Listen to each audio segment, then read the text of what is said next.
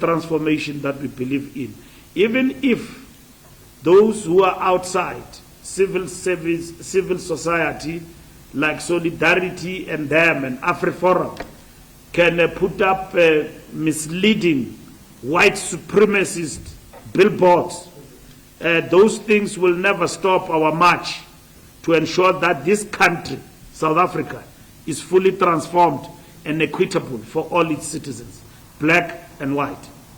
The ANC will therefore continue to exercise revolutionary vigilance within the GNU, ensuring that no policy drift or anti-transformation agenda is smuggled under the guise of consensus. The NEC emphasized the character of the ANC must reflect the soul of the national democratic revolution, people-centered, developmental, redistributive, and uncompromising on the liberation movement's mandate. The NEC reaffirmed that the national dialogue, that the national dialogue is one of the most important democratic instruments of our time, an instrument designed to reconnect political leadership with the real daily experiences of communities. In an era where trust in institutions is fragile across the world, the dialogue stands as South Africa's collective commitment to rebuild that trust from the ground up. It is a conscious return to the Freedom Charter principle that the people shall govern, not through periodic election alone, but through ongoing structured engagement that shapes policy, governance, priorities, and social compacts. The national dialogue is therefore not an elite gathering, a boardroom negotiation, or a media spectacle.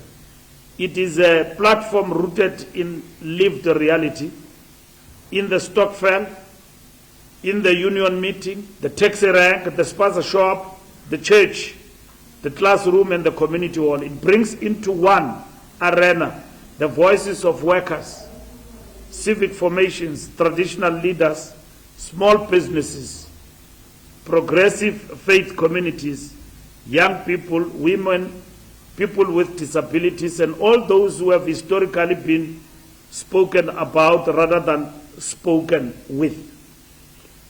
Through word-based dialogues, izimbizo, and structured community assemblies, the ANC will mobilize its branches, the leagues, and alliance partners to ensure that the dialogue becomes the heartbeat of a new era of citizen participation, real, ongoing, and measurable. Central to this renewed approach is the role of young people. The NEC emphasized that young people must not be engaged as a demographic category or a political audience, but as equal architects of the next phase of freedom. On the G20, the NEC welcomed the growing stature of South Africa on the global arena, reflected most powerfully in our country's preparations to host the G20 summit. This honor is not accidental. It arises from decades of principled diplomacy, a stable democratic order, and the proven capability of a nation that has successfully hosted global events, from the FIFA World Cup, Rugby World Cup, Netball World Cup, BRICS summits, and major UN gatherings. Each of these moments has reaffirmed that South Africa is not only a destination for world leaders, but also a trusted convener of global consensus. Hosting the G20 carries substantial economic benefits for our country and the continent.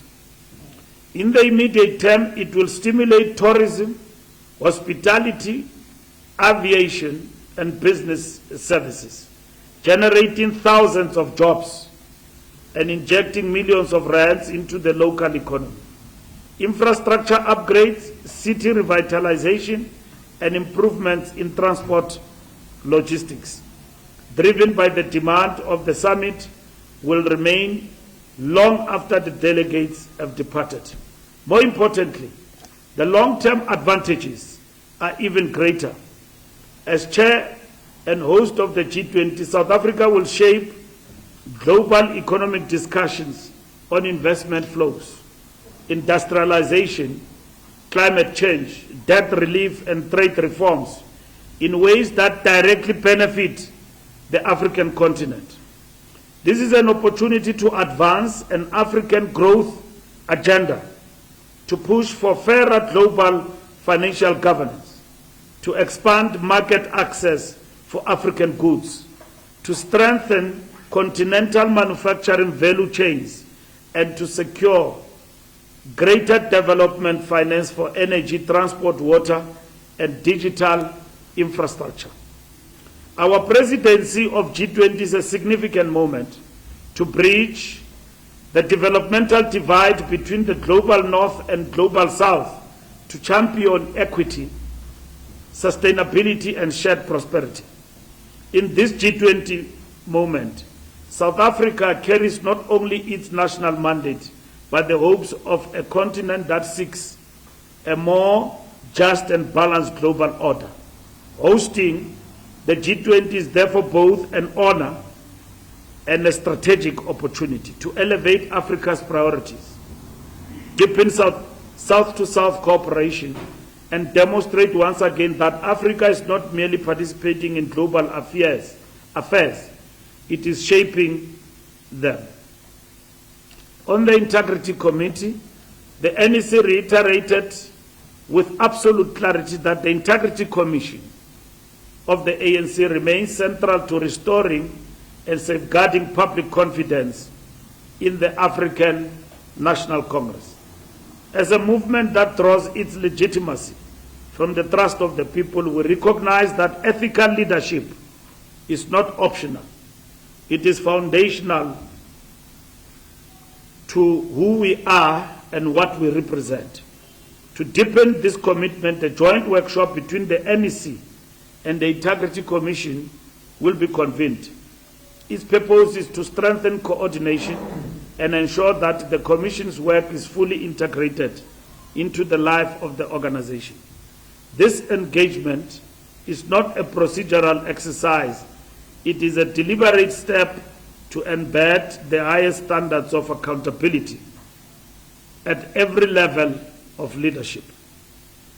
On the Electoral Committee, the NEC approved the rules and guidelines for the 2026 candidate selection process and mandated the Electoral Committee to communicate this to all members and supporters of the ANC as well as the public, of which yesterday this happened. The NEC reviewed these rules and guidelines in its quest for the rebuilding, strengthening, and renewal of the ANC. On provincial and regional conferences, the NEC received a detailed organizational report on the state of readiness and progress for provincial and regional conferences. The NEC reaffirmed that all due provincial and regional conferences must be concluded by March 2026. This decision is a strategic imperative to ensure that the ANC enters the 2026 local government elections with constitutionally mandated leadership structures. This timeline is central to the renewal agenda, allowing the movement to shift its full organizational strength towards building a disciplined and election-ready machinery. In Limpopo and Mpumalanga, all regional conferences have been successfully concluded, enabling the provinces to proceed firmly towards their provincial conferences. Gauteng is currently convening regional conferences across Johannesburg, Tshwane, and City Bay, and the provincial conference will sit once these are concluded. The Eastern Cape is moving through its remaining regional conferences. The Northwest is proceeding with BPGMs and finalizing regional conference preparations, with completion also scheduled before December 2025. No province or region will be permitted to sit beyond March 2026 deadline. On the Limpopo task team report, the NEC received the Limpopo task team report and noted the work of the task team as a useful guide in healing ruptures among ANC members and within structures as a result of conferences. The NEC adopted the recommendations of the task team to strengthen the conference processes and guidelines moving forward. The NEC further referred those who were involved in undermining organizational processes to be subjected to disciplinary action. So the matter of Limpopo and the conference is closed and done with. So the task team was not a commission. It was a task team to go to Limpopo and listen to structures of the organization and engage with them on the issues that they would have raised in relation to the outcome of the conferences. And the task team has done that, and we have congratulated the task team led by Mamno Kolo and so on. We have briefed the comrades of Limpopo about the outcomes since the NWC was mandated to process the task team's recommendations.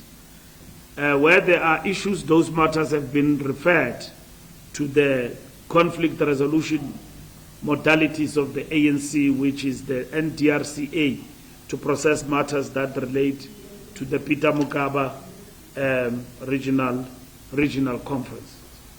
But all the issues raised arising from the report are integrated in our renewal work and building organization.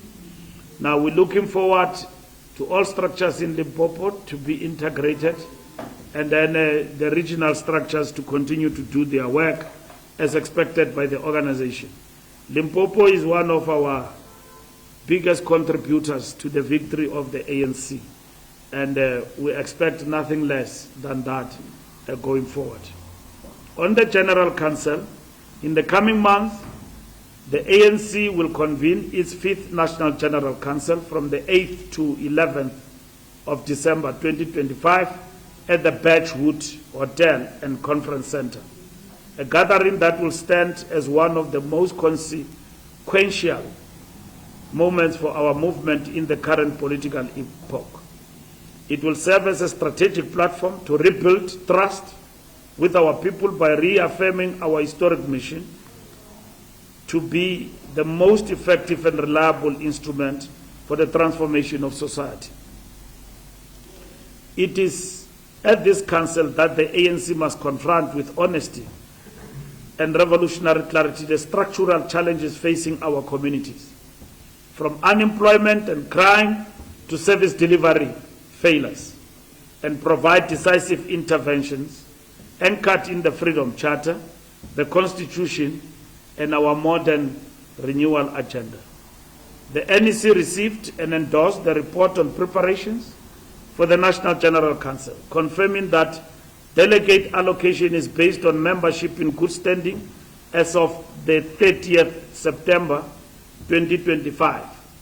And the majority of delegates, 1,600 delegates at this General Council, will come from the branches of the ANC. Majority of delegates to this General Council will come from the branches, complemented by leadership structures, regions, provinces, and the National Executive Committee as the convener of the General Council. More importantly, the NGC will ignite a national sense of possibility, demonstrating to South Africans that the ANC remains the leader of society, capable of renewing itself, confronting national challenges head-on, and defending the hard-won gains of our freedom. And the green shoots of this, we see them in our economy. If you talk about the rating agencies, the interventions that have been made, the grey listing of South Africa, this country is full of possibilities going forward. And this is hard work that has been done against the challenges of COVID-19, the challenges of July unrest that we've come across, the challenges of global economic recession that has come to affect us with the war between Russia and Ukraine that have affected us and ensure that in terms of our economy we come to witness what is called a high cost of living in our economy. And as we move forward, and also with the MTPPS, we have seen the commitment of our government to ensure that we deal with this matter of the cost of living that affects our people in South Africa. The Umkhonto weSizwe Military War Veterans Conference will now take place in January 2025 in Johannesburg. The ANC Youth League will also convene a national congress in Limpopo from the 14th to 17th December 2025 in Polokwane, Limpopo province. We have been mandated by the NEC to work closely with the Youth League on their decision to convene an early congress for reasons that they were advanced in the National General Council of the Youth League in Kimberley. They took that particular decision, and that conference will now sit from 14 to 14 to 17 December 2025. The National Way Committee received a report on the vacancies created, and Comrade Tokoti Diza and Comrade Kusela Sangoni were elected through a secret ballot to form part of the National Working Committee of the ANC to replace the late Comrade Tina Jumat, who was a member of the Working Committee, and Comrade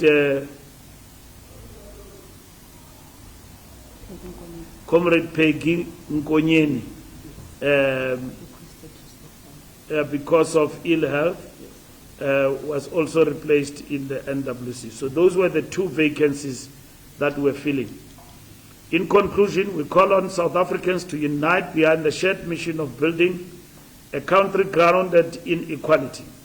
The ANC recommits itself to leading this next phase with humility, integrity, and revolutionary discipline. As we approach the 114th anniversary of the ANC and the 2026 local government elections, the movement does so with renewed determination and clarity of purpose. Thank you very much. Thank you very much, SG. That was our NEC statement following the ordinary meeting of the National Executive Committee that would have taken place over the weekend. You will note that the statement was quite lengthy because it was an ordinary meeting dealing, of course, with all matters political, organizational, domestically, as well as internationally as well. We'll now open up for... I haven't even said we've opened up and the hands went up. Okay, we'll open up for questions. We'll start with Muluko, then we'll come down here, and then we'll end with you. Let's start at the back, and then we'll move our way forward. Thank you, colleagues. You'll state your name, the media house that you come from, and what your question is. Thank you very much. My name is Muluko. I have a couple of questions. Number one, are the ANC members who call for the president to resign as what are these ANC members known? And is it indeed true that the president, during the delivery of the political report, confronted these ANC members who are unfortunately calling for his clarity? Number two, in regard to the resolution on lifestyle, which you say from the executive side, the president must take it. I remember very well, it was in 2018 when the president, shortly after his election, for the first time, made this commitment and promise that there is going to be a lifestyle. And in 2023, in his parliamentary report, he considered that the government hasn't moved anything. Now, as you are making this particular commitment once more, have you gone back to ask why this first commitment that was made back in 28 was never adhered to. What are the reasons therefore? And in regard to this new promise, what are the timelines? How are you going to ensure that it is implemented? This morning, your NEC member, Mr. Mabusika, was joined as accused number 5 in a matter before the Crown Magistrate Court or the High Court sitting in the Crown Bridge, together with the 4 other former senators of the Transnet. What is the way forward in terms of your processes, the step aside and all that?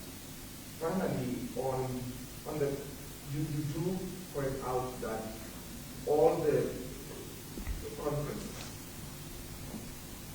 conferences in the Mbobo, including the regions, are done and dusted, and they were successful, you say. But I would want to point you to some of the complaints. Some of them are really on social media, made by your branch leaders, one Mr. Tabonabuja, who also, by the way, is a member of the provincial legislature, essentially argued that one of the arguments that they made was that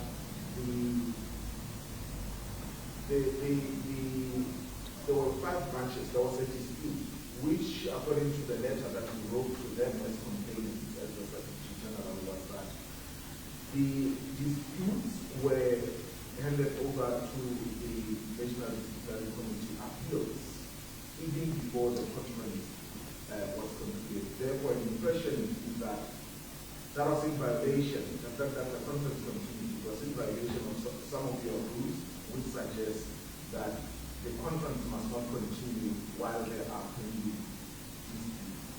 If we can just verify that. But in terms of the tasking report of Ms. Notron, what were the findings of that report? Am I getting an impression here that you did find that there were discrepancies? For instance, that if the conference there did not meet the 70% threshold, and you continued nonetheless, and you as an NEC noted those discrepancies, and nonetheless you said, we have learned our lessons, is that the impression that you have? Okay. Very detailed 4 questions there. You can just hand it over to her. Thank you. If you can please help us with the mic. Are you covered? Okay, Siam Tanda is not covered.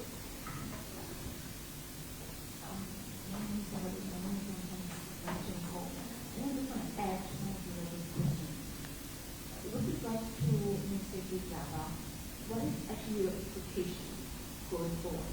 And have you made any indications about getting aside for the vocation process? And with regards to the report that the President addressed rumors of people that are talking about him stepping down post the G20 summit, do you think that it was wise for the President to address those, if it is, to address those rumors or whatever being said about him in corridor in the area, given the timing of this week? And then, finally, the Daily Mail is reported today about the leader of the Democratic Alliance and Minister of Agriculture, who don't see reasons apparently having financial trouble, spoken about life outrages. Just a reaction there. Do you think it should really move swiftly and start with him? Thank you. Okay, thank you.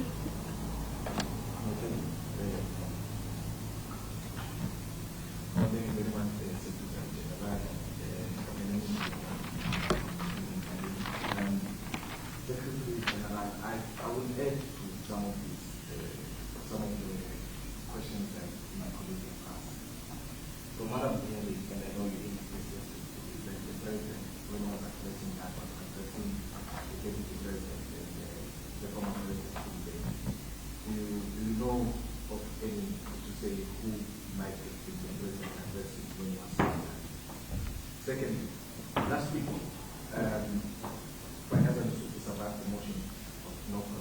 existing in Gauteng, and notably were supported by the Mkotosi. We know now that in Mbalula, the Mkotosi wants to topple government there. Would the ANC consider forming a government with Mkotosi and KZN, considering that there have been complaints from the ANC members saying that the DA is undermining them and talk about the issue of Kanyamute, where they feel that the DA uses its power as I think the financial MC to kind of remove some of the mayors of the ANC there. And also, when it comes to the issue of, I heard the former President saying yesterday that the issue of metric are now going to be something that is very concentrated on when it comes to the candidates for 2026. Does that not then give an impression to say those who might be leaders of society who want that they are not going to be getting any chance to lead the society that they come from? A lot of ANC members that might not necessarily possess those qualifications, but from where they come from in Council, people would be if they need them. And also, the last one is I know you've been saying now that those in the commission, what you mentioned in the Madama Commission, should consider or will not be or should not be involved in 2026 the local government election. Isn't this what the elder of the ANC can say anyone who comes across to be put in the movement with the district must be removed without stepping aside? Thank you very much. All right. Any other hands? Is that the last one? Okay. You've got one more question. All right. So, Mbalula, it's about the venue for the NGP. I think last week you said it was going to be a Newzroom. What's the thinking behind, what's the reason behind changing the venue? Is it a mandatory? Is it possible to come to that? Thank you. All right. That's our list of questions, SG.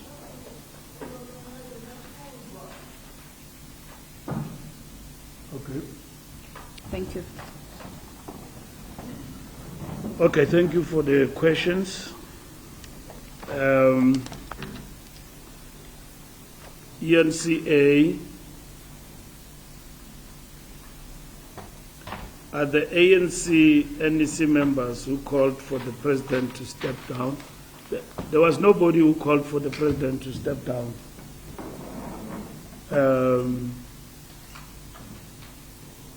At the NEC. What the president was addressing is some of the rumors that have been peddled in the public domain, which I addressed at this platform last week. And I've said that those rumors come from you in the media, because some of us in the ANC go to you and tell you that at the General Council, the president will be removed and then we'll have a new president in the country. And then I explained to you, and I used Aine Pulaya Ramza, quote unquote, myself. Now, the point I was explaining was that these rumors get to be peddled at random and so on, and they do have their owners in our cycles, and they find expression through the media. The media then becomes the mouthpiece of these people who are hard at work. That this General Council must become something else. It must not become a General Council that is going to ensure that we mop up, look at ourselves, and then come out with necessary vigor and commitment and determination to get the ANC back in terms of majority numbers in the governance of this country. So what the president was saying and related to was the fact that he's not deterred by that. In fact, if there were people who were interested in that, they are wasting time, because if he was to go, he will go anytime. But he will not go because he was elected by members of the ANC, not by rumor mongers. And that's what is important, and by those who are peddling negativity to undermine the cohesion of the African National Congress. So he was addressing that particular point. So your rumor mill has told you that President is ready to go. There's nowhere where the President is going. The President is doing very well. He's leading a collective of which that collective will account to the General Council, and the General Council will deliberate on issues that are before it from the collective. So the President stepping down, that never arose. Nobody talked about such a thing in the NEC, other than rumor mongers, which I did explain that there are people who've got such intentions and trying to get it going in our structures, and thus far that has failed, and it will fail. I can tell you, as the Secretary General of the ANC, we are focused on the task of rebuilding the organization. And that task falls on all of us as a collective, and at the same time to all our branches and structures. We have engaged almost weekly with structures on preparations for this General Council. And the major issues that are arising for the General Council are matters of strategy and tactics. How do we as the ANC overcome this thing of coalitions through consolidating our majority? That's a strategic question. And others have thrown in the notion of counter-revolution in the debate. So what is counter-revolution and how we understand it is going to be debated in the General Council. In our document, we are going to deal with the question of the state of the NDR, National Democratic Revolution, the balance of forces. All of us in the General Council, we're going to discuss that. And we're discussing that now in the branches as well as the regions. Provinces consolidating their perspective towards the National General Council. And in that regard, when we place our report, midterm report, to the General Council, it will not become a report without weaknesses, including weaknesses of leadership. That is what the General Council is entrusted to do.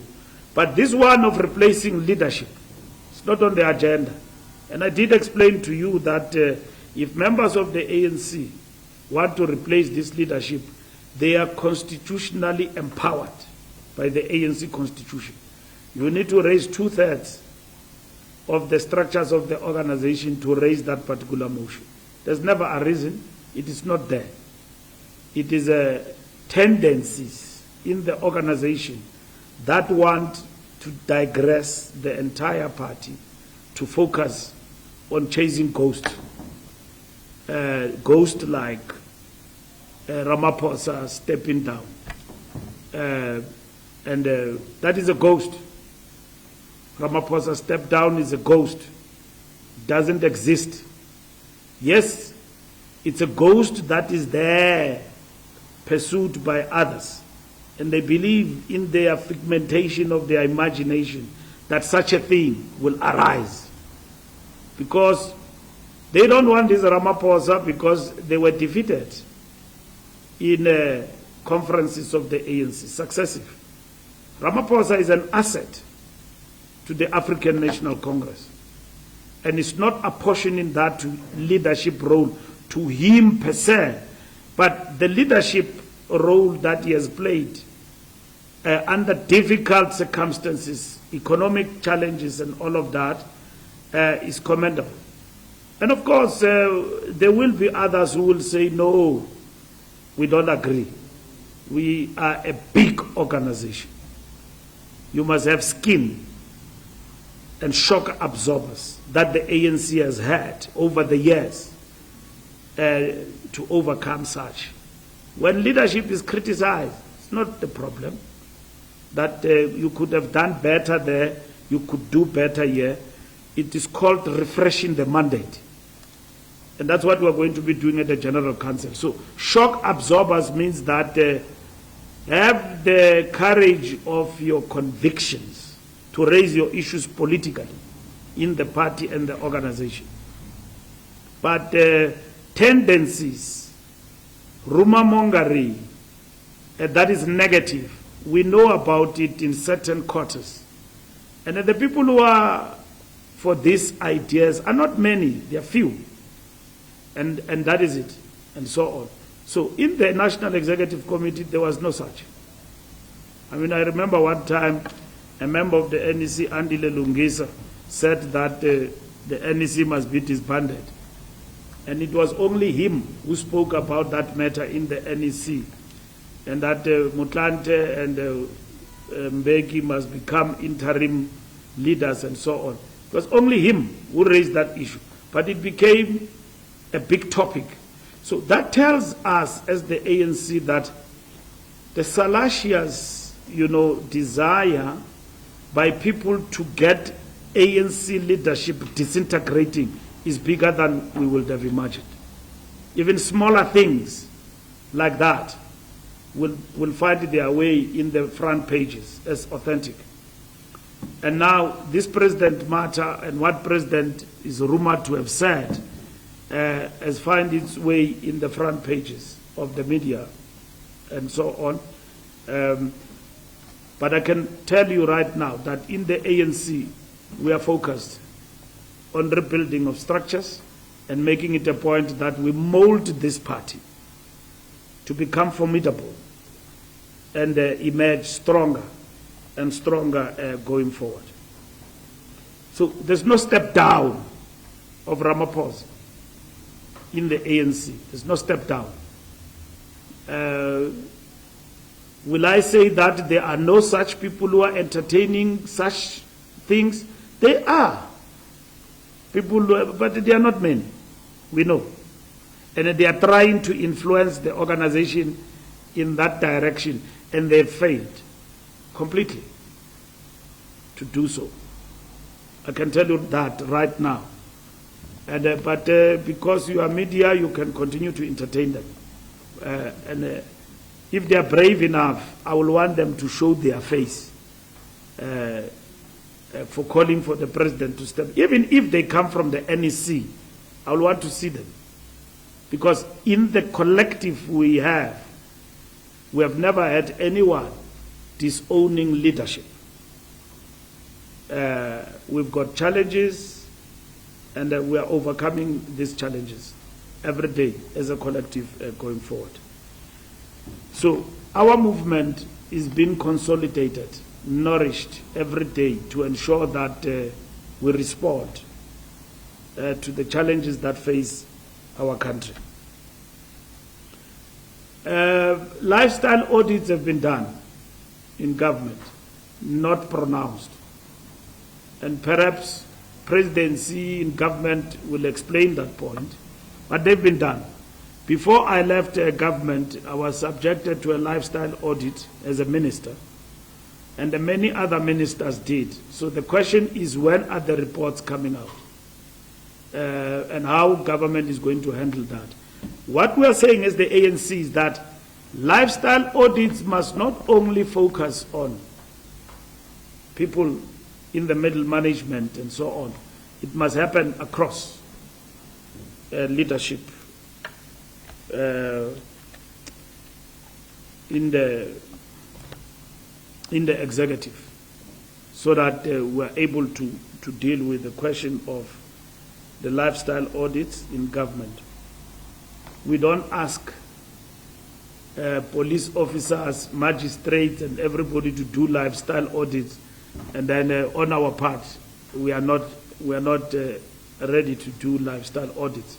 So we believe that the leadership of the country, the executive, must do lifestyle audits, the same as civil servants must be able to do that. The things that come out of Madlanga Commission are telling us that there are people who are corrupting the state. And these things have been happening for a very, very, very long time. And some of them, we know about them. They are not new. We know that there are corrupt police officers who are in the pockets of criminals. We know that.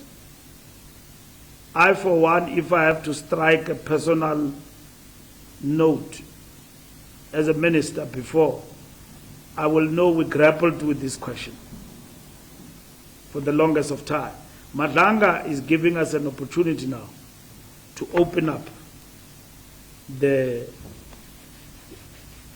part and cleanse it in a way that we do at the present moment.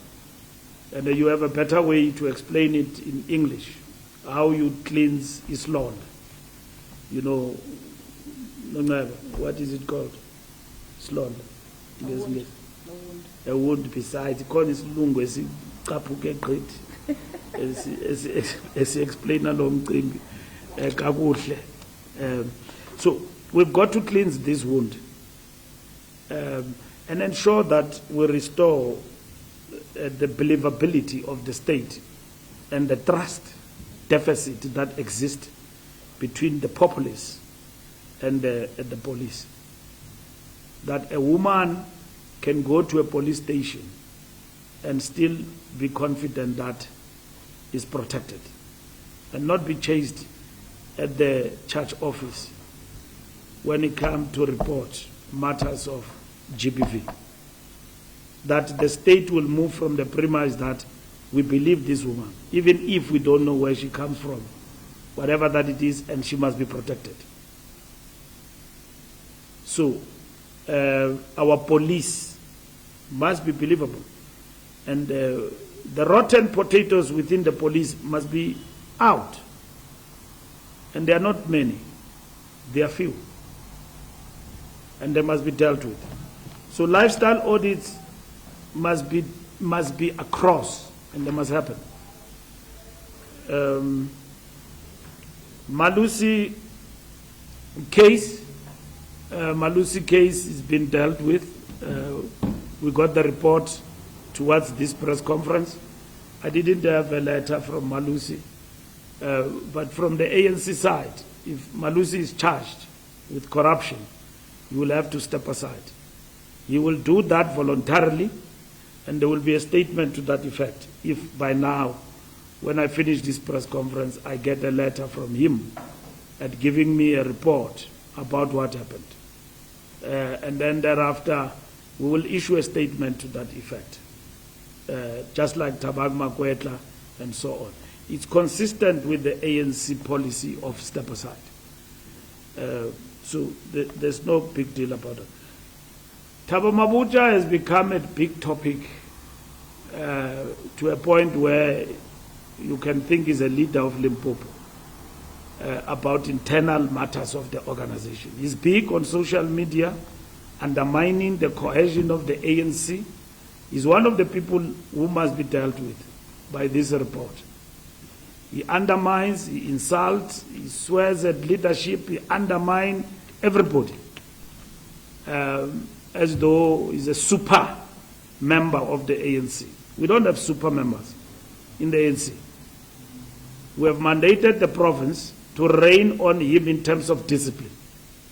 We can't have a member of the legislature who has apportioned to himself a responsibility that none of the ANC members in the country don't have.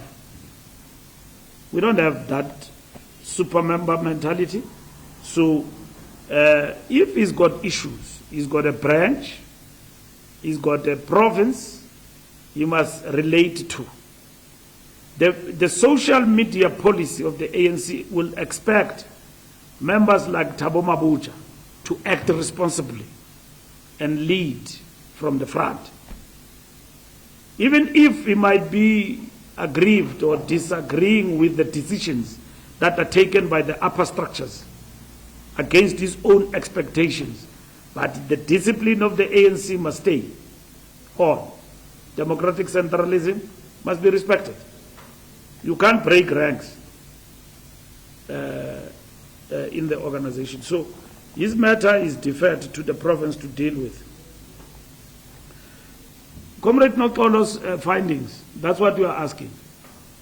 This was a task team, not a commission. Let me explain. There were no terms of reference here, except a mandate bringing together a team of comrades to go and listen to structures and people who complained about conferences. That does not replace. You must understand, there is a process in the ANC of dealing with conflict resolution. You've got a problem in the province, you go to the PDRC. From the PDRC, you go to the NDRC. From NDRC, you go to NDRCA. NDRCA is the final end of the complaint that you would have raised as a branch. Before, we didn't have these mechanisms. Conferences, based on the experience that we go to conferences, we disagree about this and that, in terms of the state of branches and all of that, we then put in our constitution conflict resolution mechanism. Now, that's why we defer Nokolo's recommendations to the conflict resolution mechanism of NDRCA, because part of the findings was that there was no quorum allegation of the conference. It is wrong, because when we went to court, there is no conference that took place without the authorization of the Secretary General. I wrote a letter to the province that this province has reached a quorum after the conference was delayed, and the conference went ahead. And then the NDRC then passed its verdicts on the branches and all of that. It's fine, they are verdicts, but the branches don't agree with the verdict. So they must be subjected to a different process based on the merits of what they are actually raising about these 5 or 7 branches that they've raised.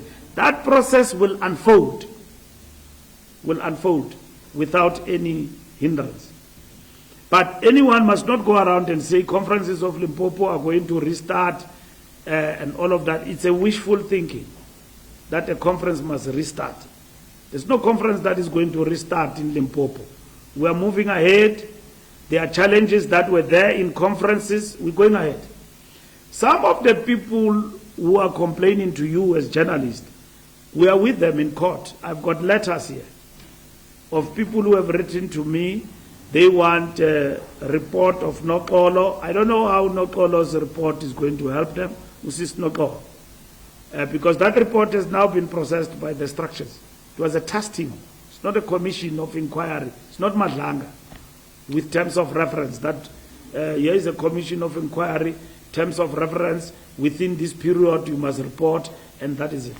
There were complaints that the SG moved for this committee to go and listen to comrades. The NWC agreed.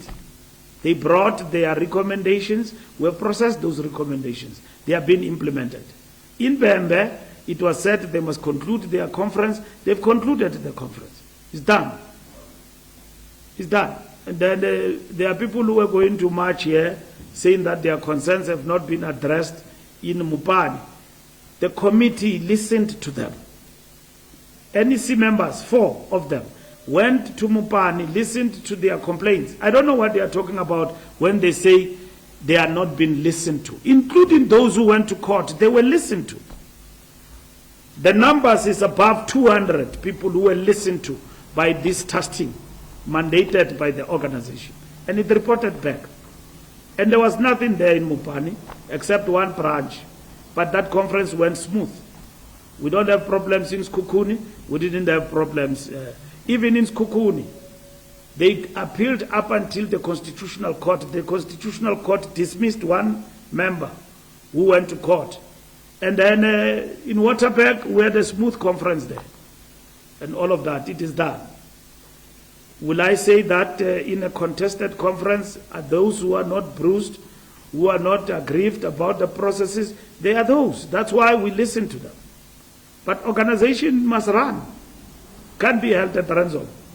That because we went to a conference and we could not win the conference, we had a grievance which we listened to, and we have attended to that. We've got no obligation to address members individually. We address structures. I've met with the Limpopo PC. I've given them a report of this task team. It is done. The matter is closed. If there's anyone else who want to engage with us, we are engaging with them in court. They've got money to go and take the ANC to court. It's endless, this money that they have to pay lawyers and all of that. So we are responding to them. Even their lawyers, we have responded to them. So they have told us, some of them, that they are going to go to court. But at the end of the day, we are a very patient party.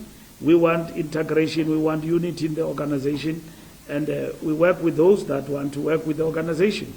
And those who are incorrigible, and then they will fall by wayside over time. News 24, I've answered the question of Gigaba. Malusi have appeared in court, like we said, but I don't have any letter of step aside from him. Once we got that letter, we'll respond to that publicly, like we did with all other comrades who were arrested in serving in the National Executive Committee. So at the present moment, coming to this press conference, I didn't have that. Rumors are rumors. President step aside. There's no step aside of the president. So I've addressed that particular question, that there's no step aside. President was addressing these rumors that have been cooked by faceless people. No, I'm addressing because you said rumors for president to step aside.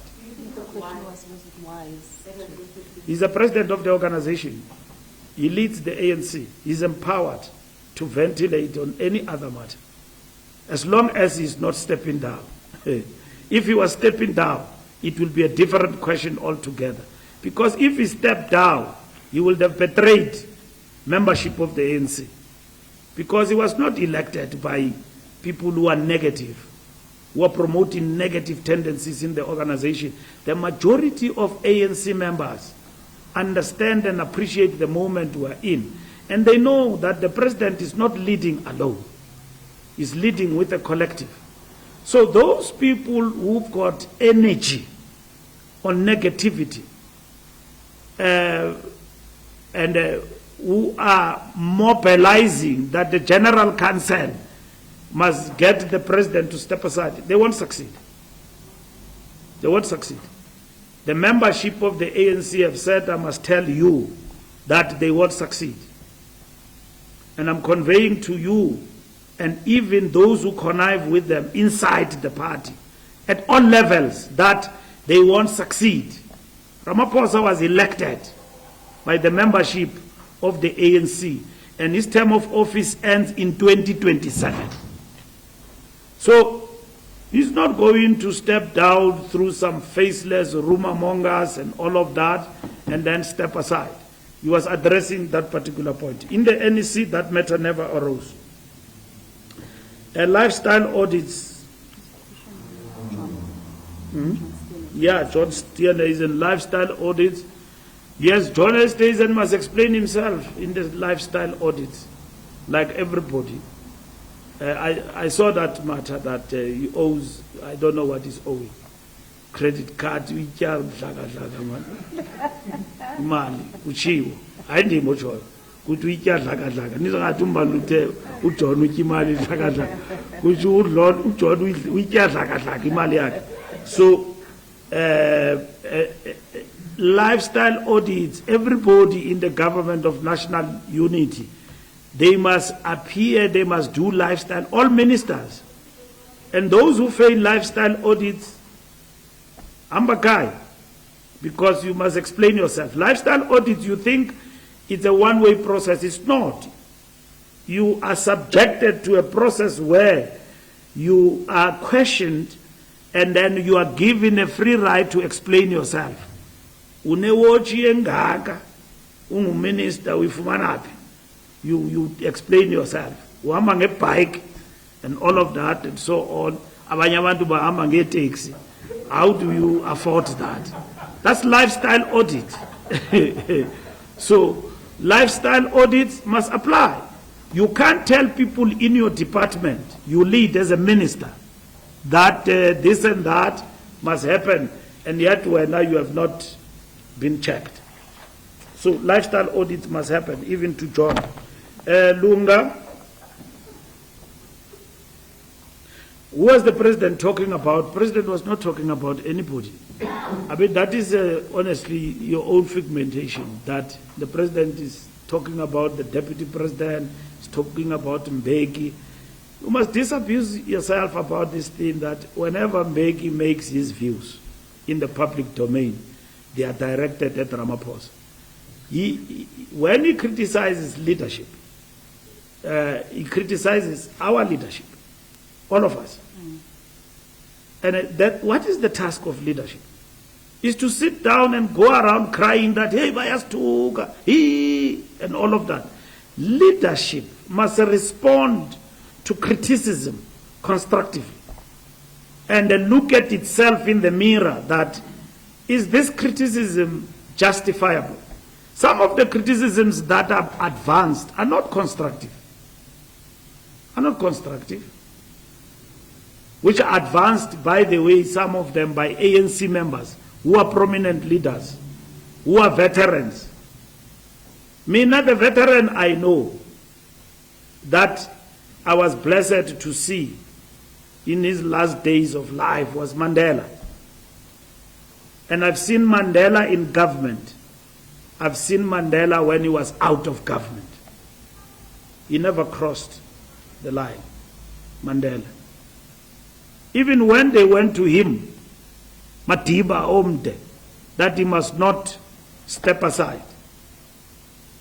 Of course, Mandela was still having energy to go on as president. He said, no, we can't tell the rest of Africa that it is wrong to stay in power forever as a leader.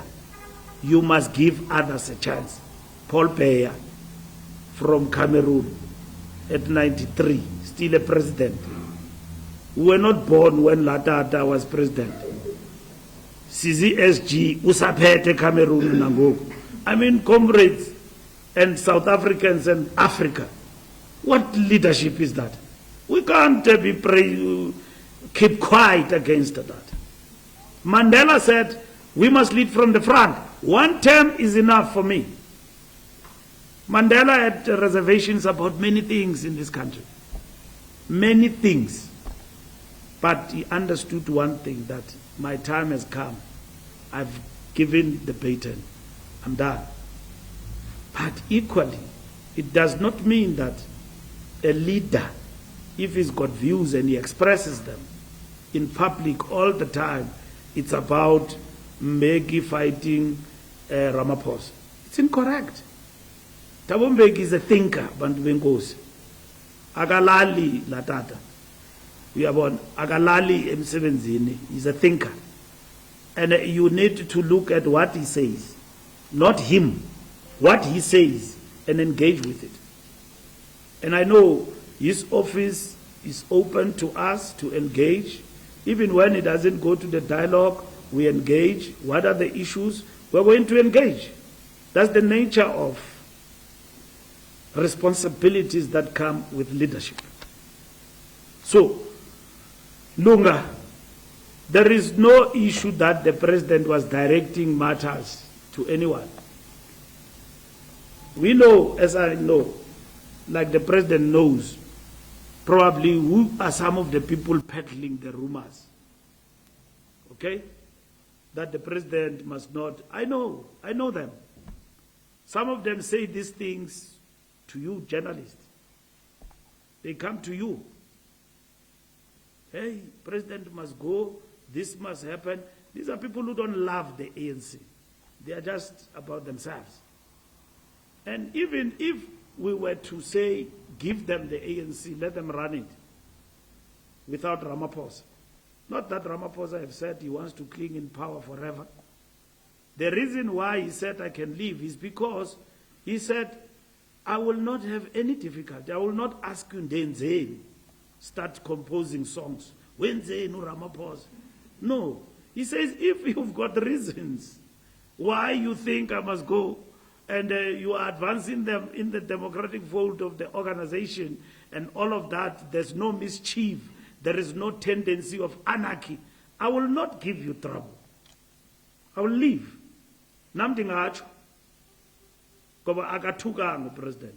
He was elected in that position by the structures of the ANC. There are people who gave us problems here. When it was clear why they must leave, they made us sing songs, wenzeni uzibanibani, wenzeni, nanamhlanje sisazicula izo ngoma, wenzeni. Upresident has never given us trouble. As an organization, he leads, and all of that. And that's what he was talking to. So there's no need for people to go around. The reason they are mobilizing and coming to you and projecting an ANC that is interested in leadership squabbles and getting rid of its president is because they know their idea is destructive and it will never win in the African National Congress. They know. If you know that what you stand for can win in the party, there's nobody who said you can't do it. You can do it. They won't come because first, ideologically, politically, all round, it's a narcissist position. 1, 2, it's a position that will not win the light of day in the ANC today. It will not win the light of day. So when the president says that, no, it's fine if you come to that particular conclusion. But it has never arisen in certain quarters, including the ones you mentioned. And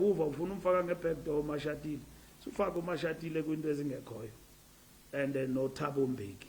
Those things don't exist. It's not true. And disabuse yourself of this thing that whenever actually Mashatile has been the most peaceful deputy president, like Titi Mabuza. He has never done anything that seeks to undermine our cohesion, undermine the president, undermine us, because he thinks he must take over. He has never done that. Everything we agreed to, where he is, where he is assigned to do, is doing that job. So don't try to divide us. Those who are trying and going to lead us and make them believe. You know, Omnyumama, our ANC, once said to me, there was a fellow there in exile. Whenever he was drunk, that time leadership was Oliver Tambo and many other people. But this comrade, whenever he was drunk, he will say, Abantu bayan food. In exile, he say, Abantu bakufuna njani isikhokhelwa ngu-OR. And it was difficult period, OR leading the ANC. Every time it is normal when people are drunk and when they see it in their groups and say, hey, abantu bayangifuna, uCyril Magambe, when they are drunk, in their drunken stupor, wherever they meet, they entertain such things. ANC members, I can assure you, in their majority, don't entertain. They are worried about the fact that, are we doing more, and we need to do more to serve our people. That is what makes us to have sleepless nights. Not about who becomes a leader. Yes, there are other people when they are drunken, in their drunken stupor, they spend sleepless nights about thinking about leadership. And the question that was posed in this NEC, by the NEC, was that we must understand that there is no 2027 without 2026, and there's no 2026 without 2027 in the ANC. The two are dialectically intertwined. There is no 2026 without 2027, and there is no 2027 without 2026, because by the time you look at 2027 and leadership, the question is, will you be leading a party or your jacket? So first, the question is to win and win back the trust of the people. And then there will be 2026. Because 2020, then there will be 2027. Because 2027 might not arise for us as leadership if we have failed to deliver the ANC beyond 40%. It might not arise. So the two run like this. That's what it was said in this NEC. The last point, will KZN consider qualifications are done in order to produce quality candidates. But it does recognize the fact that ANC is a mass party rooted amongst our people.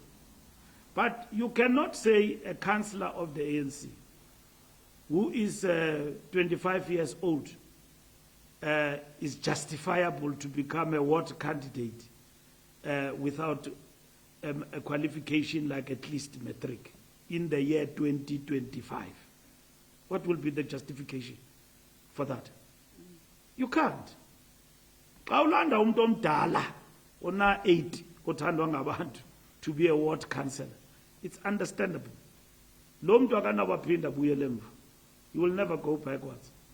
So you've got to give that person a chance to lead. So the ANC look at all the criteria and the qualifications for all the members and so on, and in order to ensure that we are able to get quality people for candidature of the ANC in local government. KwaZulu-Natal,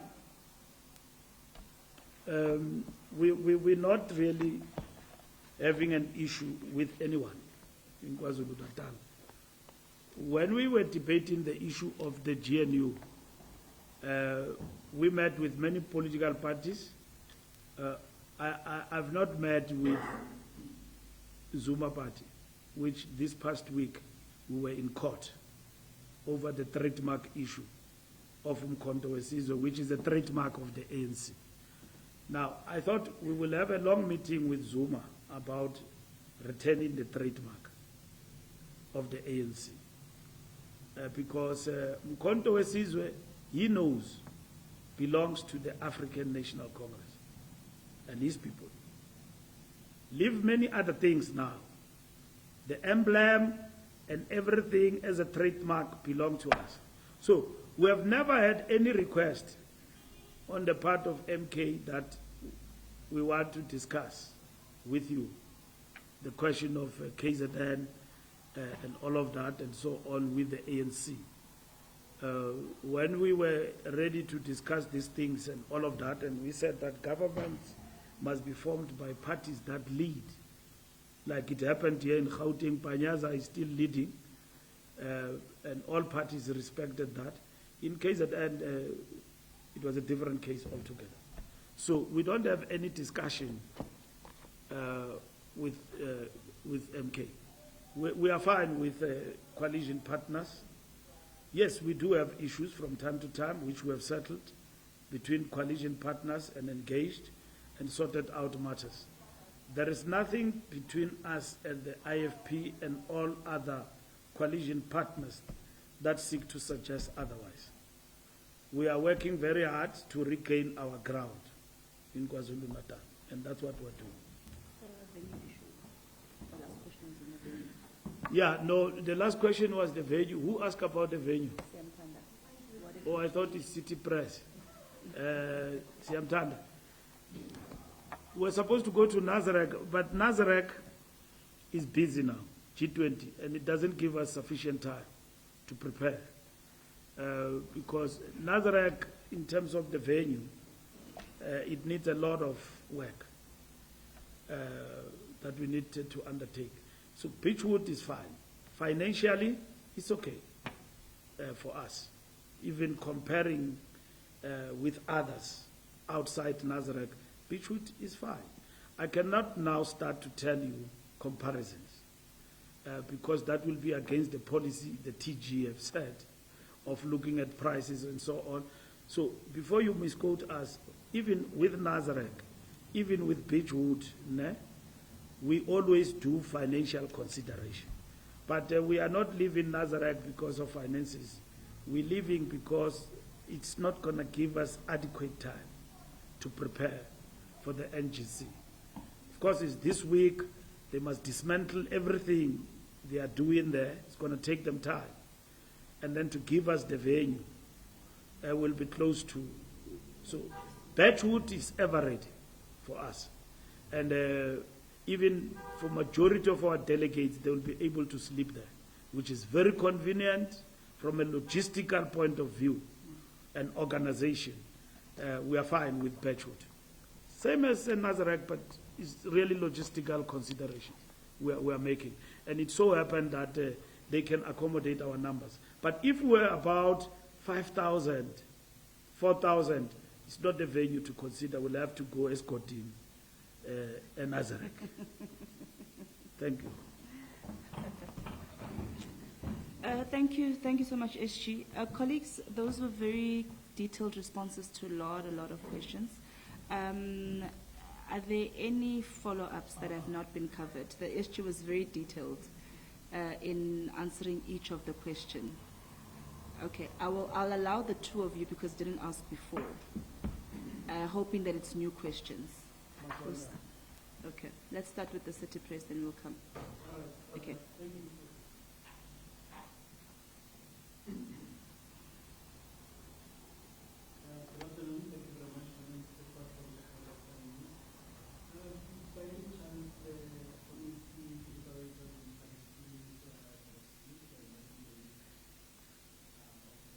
and then did you get a chance to watch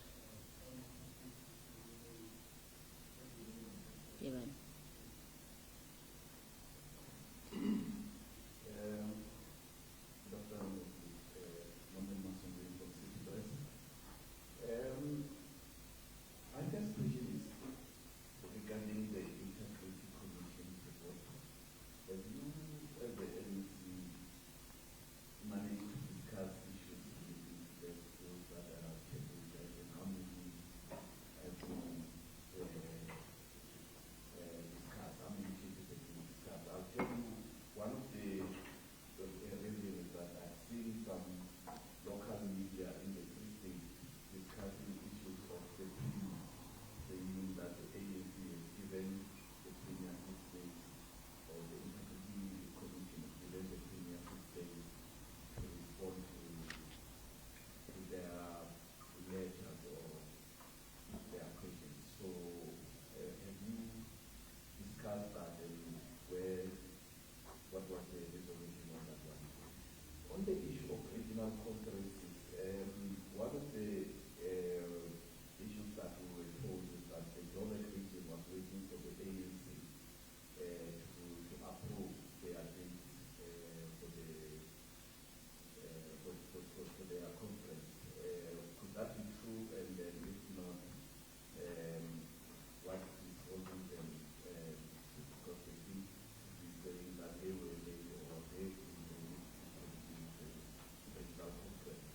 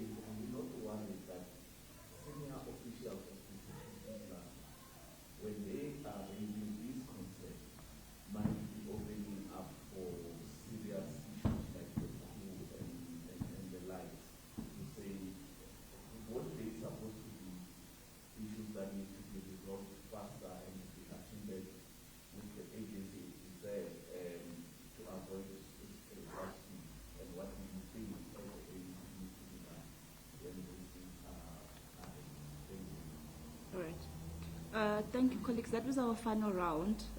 After the SG, we'll ask the SG to respond to these 5 questions, and then after that, we will then conclude our briefing. SG. Thank you very much, Jacaranda. It's unbelievable you've been here and you didn't ask, and then you ask at the end.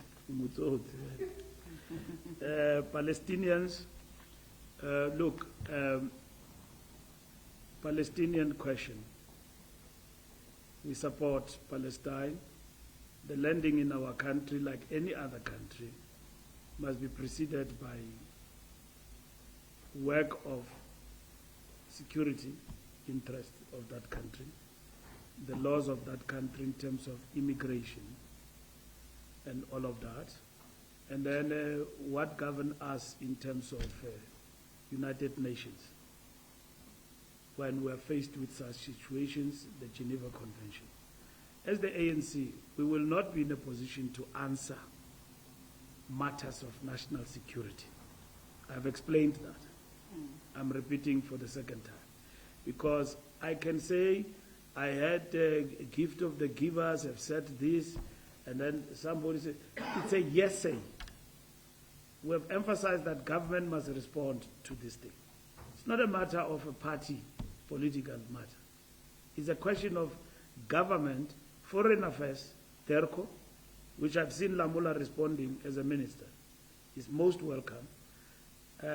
We expect state security to respond to that, if they have to address issues of security. Because there are all sorts of rumors again that come with this, that these people come from Israel, and then we cannot be made an easy platform by Israel for depopulation of Palestine. Our government, in terms of national interest, must block that thing. We are told that these people were brought here by an NGO. It's not explained. Now, if I was Minister of Police, I would long be at the airport or wherever these people come from, and I will be telling you blow by blow what is happening and what we are going to do to prevent anything that may lead to undermining of national security. So we have said as the ANC that we defer to government to communicate and to deal with this matter. It shouldn't just be easy that people just land in a country and then that is it. There's a whole lot of things that you undergo before, even if you seek asylum, that you need to look at. And then the security of that country in terms of intelligence and all of that must be up to scratch to deal with those particular issues and challenges that arise. First, the flight plan, where these people come from and their origin. The Department of Transport, which I led for the very shortest period, deals with the question of the flight plan. And our debate, and that is why transport was part of a security cluster, because those matters belong to defense.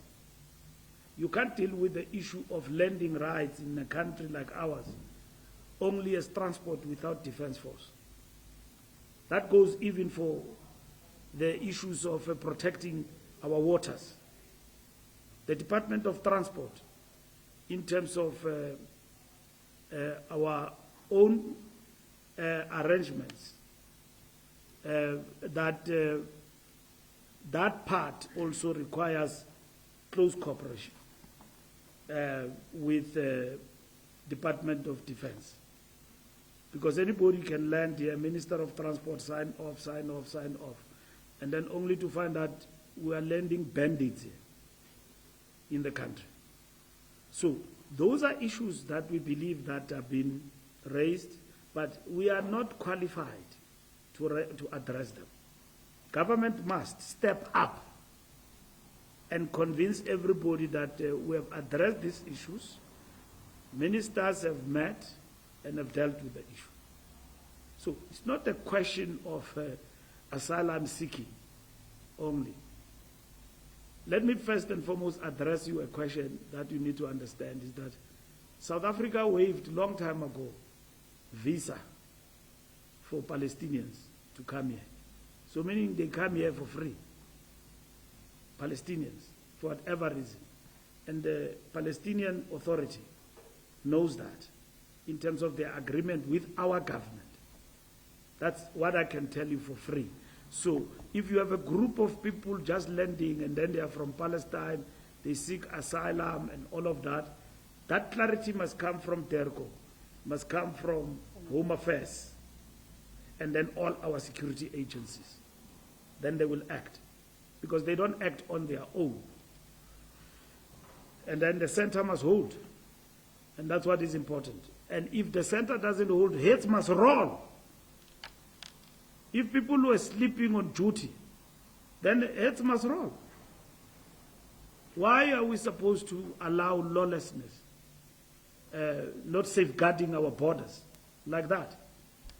As the ANC, as a party, we believe that Palestinians, more than any other nation, wherever they could go, they qualify for asylum political status. Even our country must grant them those status. And we have been on the side of fighting for self-determination and recognizing the state of Palestine. And that's why they've got an embassy here in our country.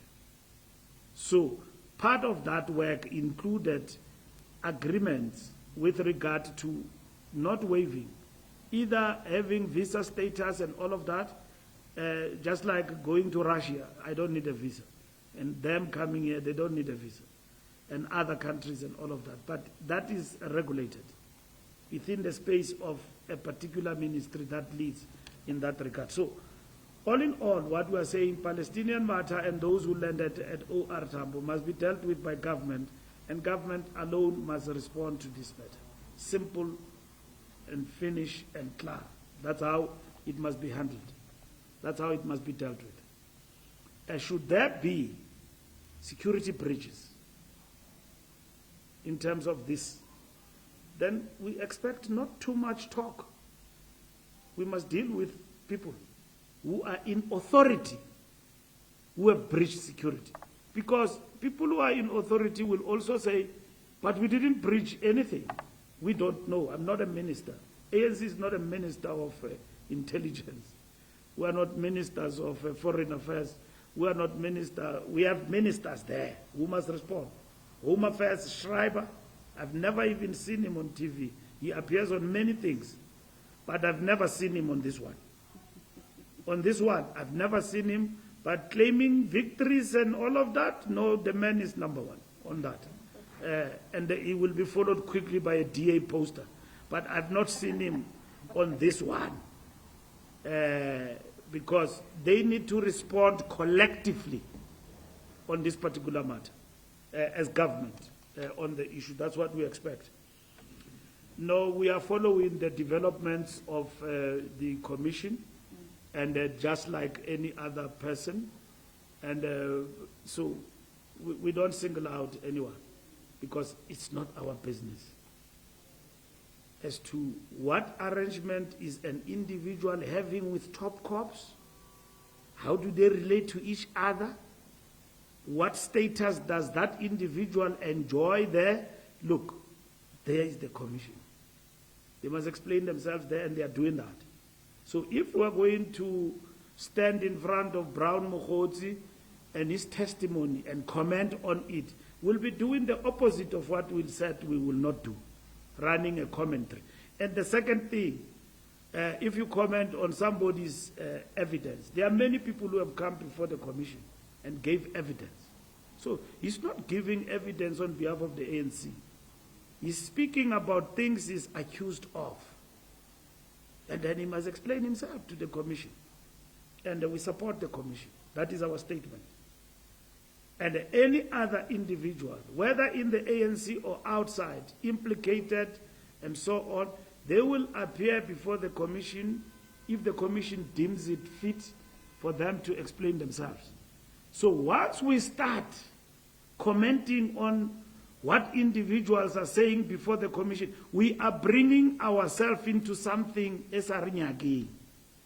Rikinya ditabeng tse re sa di tsebeng. You see, so we don't know that. And you like with Brian Mokgotsi because Brian Mokgotsi, I responded to him in relation to his membership to the ANC. And I explained that he's not a member. His membership has lapsed. He was a member and his membership has lapsed. He's not a member of the ANC. And to an extent that you will want his membership to be revived and all of that, we reserve the right to accept that. So he's not a member of the ANC, and he's not standing there on behalf of the ANC. He can say many things that he would like to say. It's still fine. But in this instance, he is really explaining himself about things that is implicated in relation to the commission. City Press. I'm not aware of any premier who was given 6 days to respond to the Commission of Inquiry, to the Integrity Commission. There is no such. The report that was presented is not complete. The report will be presented, that is complete. The Premier of the Free State went and appeared before the Integrity Commission voluntarily. And that report is not complete. We've got a preliminary report before us. And those matters are being attended to between the Premier, Comrade McQueen, together with the Integrity Commission. And I'm following up on that so that I'm able to bring the report to the NEC so that the matter is closed. But as it stands right now, there was a report, but that report is not conclusive. There are certain things that they must conclude. Once they are concluded, then I've seen these overzealous people who are reporting that the following things and so on. It's exactly the issue that is being addressed, that there are people with vested interest who are dragging themselves into these processes uninvited. And therefore, they've been running a campaign on the Premier of the Free State. Through City Press, Central News, Maswanganyi every weekend, he writes about McQueen and all of that. McQueen has complained about that there are people whom she believes that are feeding the newspapers wrong information around a certain Mr. Patrick Putti, these characters, they are men, who alleges a lot of things. So those issues, I can't comment on them because they are before the Integrity Commission. So the Premier is clarifying herself in relation to the things that Mr. Putti has actually said, including about the former husband of the Premier, which is Mr. Lawrence Matai, and the donations that Mr. Putti would have given to the Premier, and the donations to the Women's League and to his husband.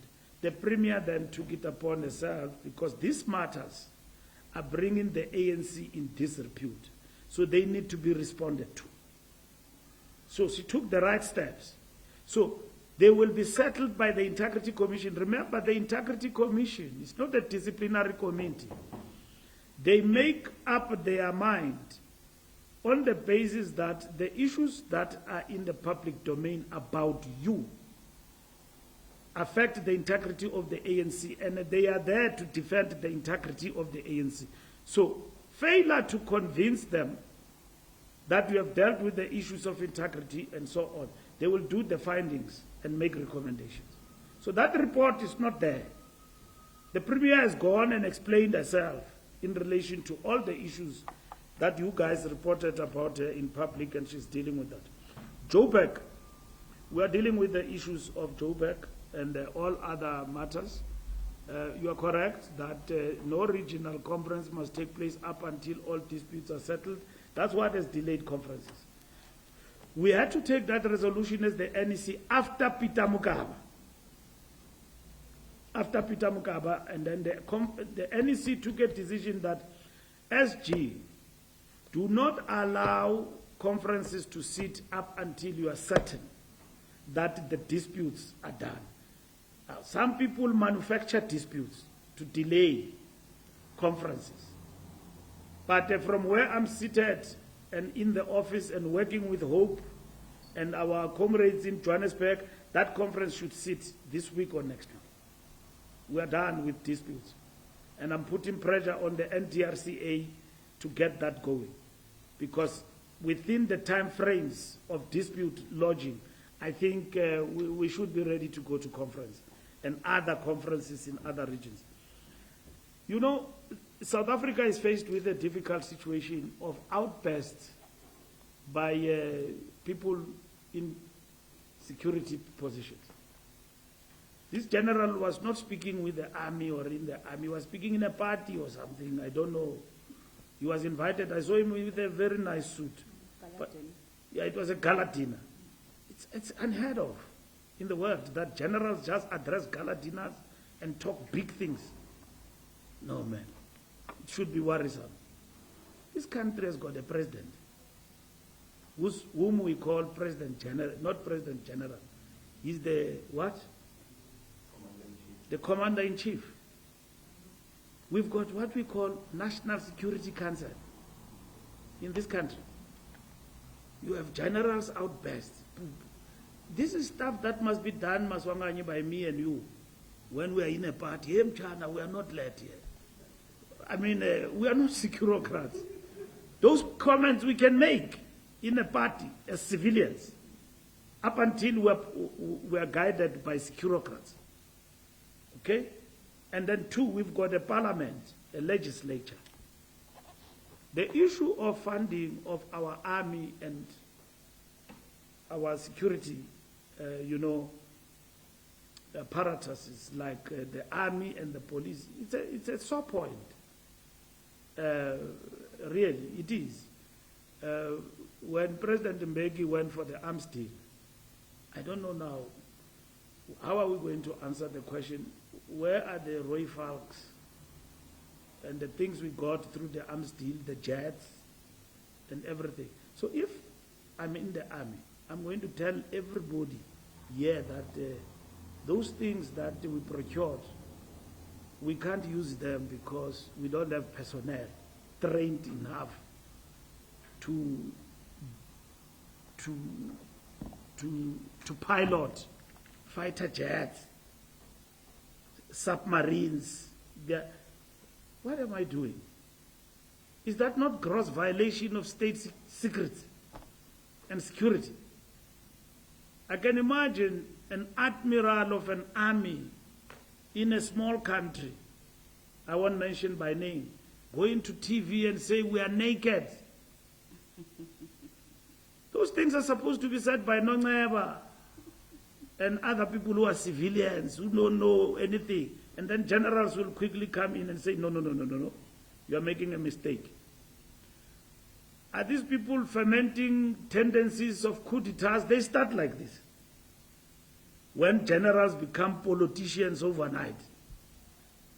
One day we're going to be waken up in our rooms naked and arrested by these people who are addressing us in parties and all of that with state secrets. This is worrisome. It's a problem. South Africa, is it under any threat? It's not.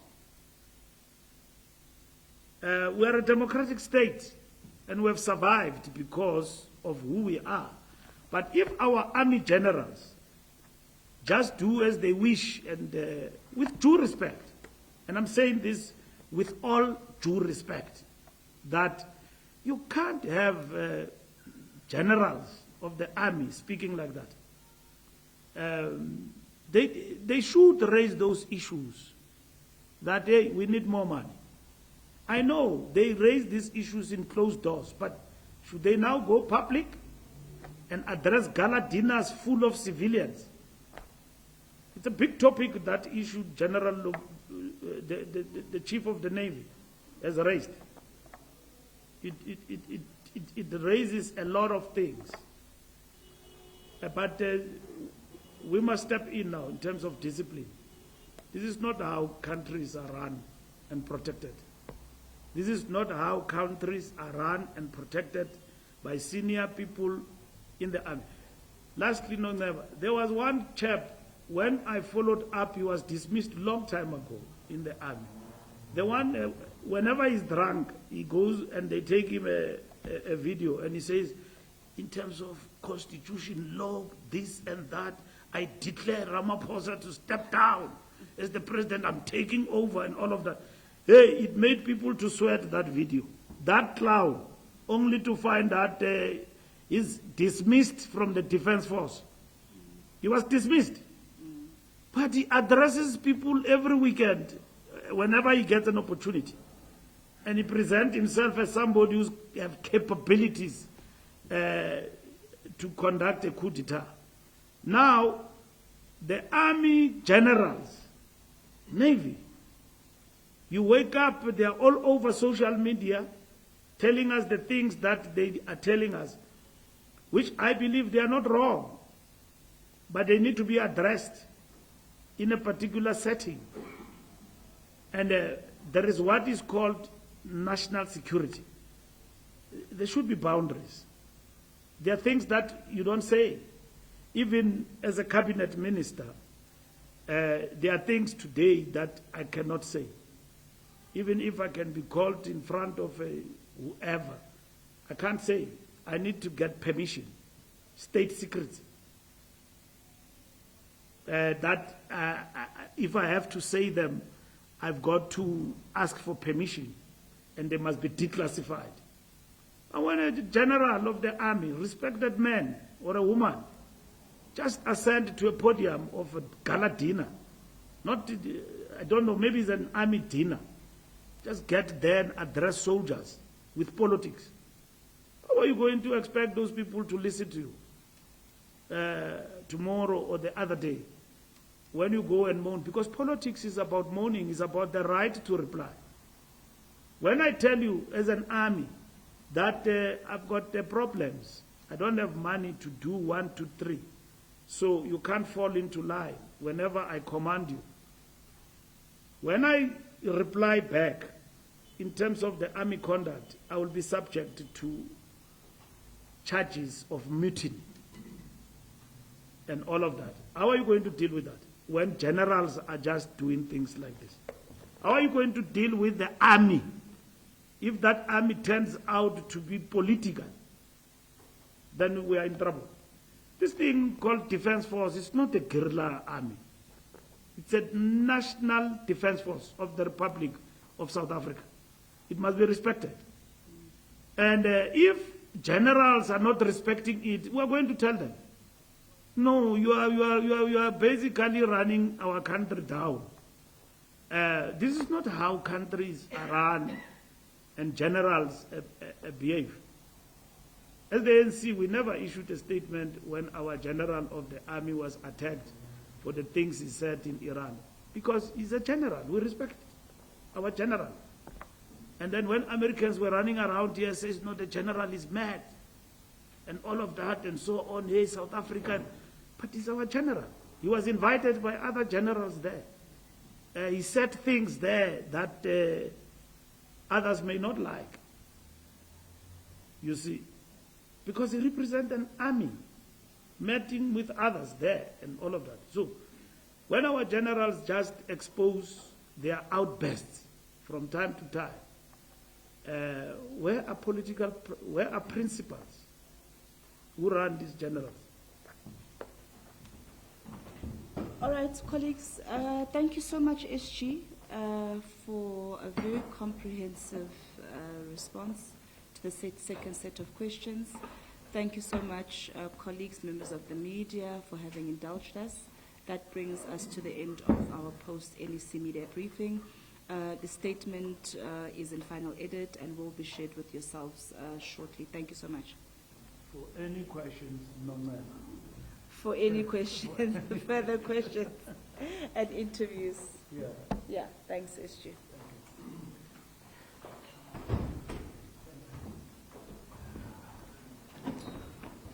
Thank you. We forgot to edit in. We forgot to edit